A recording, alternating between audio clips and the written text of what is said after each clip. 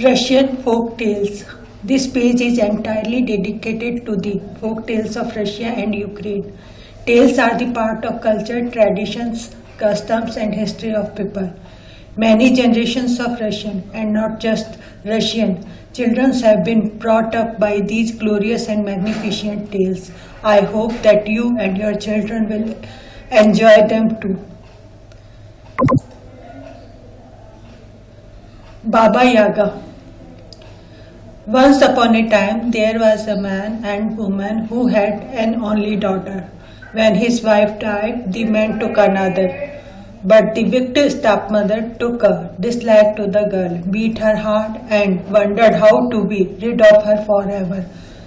One day the father went off somewhere, and the stepmother said to the girl, "Go to your aunt, to my sister.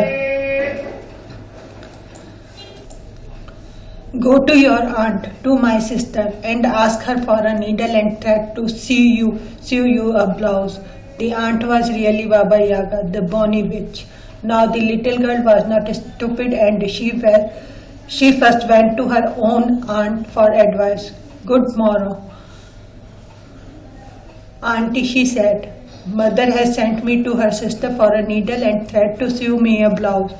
What should I do?" The aunt told her what to do. "My dear niece," she said, "you will find a birch tree there that will lash your face. You must tie it with a ribbon. You will find gates that will creak and bang. You must pour oil on the hinges. You will find dogs that will try to rip you apart. You must throw them fresh rolls. You will find a cat that will try to scratch your eyes out. You must give her some ham." The little girl went off, walked, and finally came to the witch's abode. There stood a hut, and inside sat Baba Yaga, the bonny witch, spinning. "Good day, auntie," said the little girl. "Good day, dearie," the witch replied. "Mother sent me for a needle and thread to sew me a blouse," said the girl. "Very well," Baba Yaga said. "Sit down and weep." The girl sat at the loom. Then Baba Yaga went out and told her serving maid, "Go and heat up the bathhouse and give my niece a good wash. I want to eat her for breakfast." The serving maid did as she was bid, and the poor little girl sat there half dead with fright, begging, "Oh, please, dear serving maid, don't warm the wood. Pour water on instead, and carry the water in a sieve." And she gave the maid a kerchief.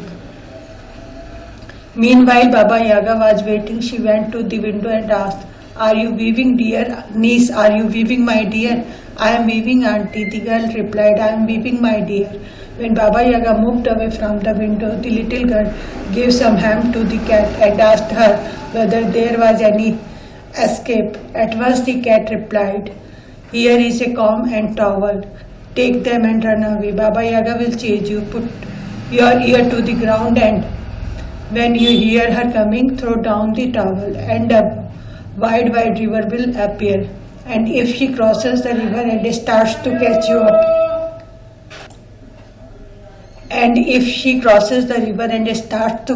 up, put your ear to the ground again, and when you hear her coming close, throw down your comb, and a dense forest will appear. She won't be able to get through that."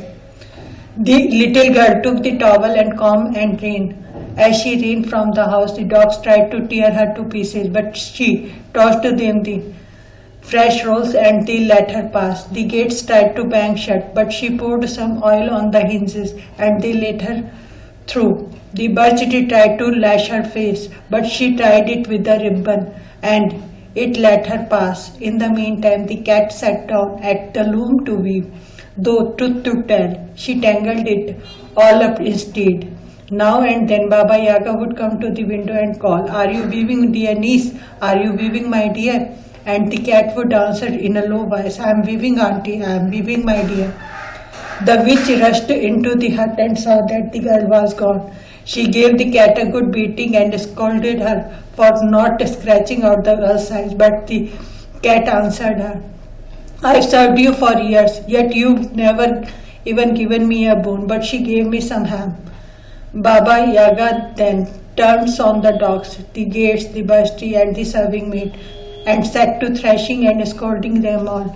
But the dogs said to her, "We have served you for years, yet you have never even thrown us a burnt crust." But she gave us fresh rolls, and the gates said, "We have served you for years, yet you have never even poured water on our hinges." But she oils them for us. And the bustee said, "I've served you for years, yet you've never even tied me up with thread." But she tied me with a ribbon. And the serving maid said, "I've served you for years, yet you've never even given me a rag." But she gives me a kerchief. Russian fairy tale. The Pantheon Fairy Tales and Folklore Library.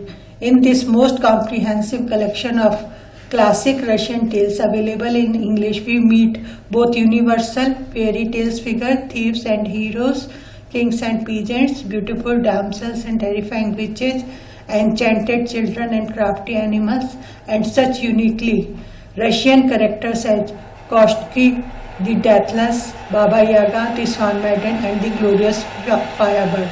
The more than 175 tales culled from a centuries-old Russian storytelling traditions by the outstanding Russian ethnographer Alexander Afanasev reveal a rich, robust world of the imagination that will fascinate readers, both young and old.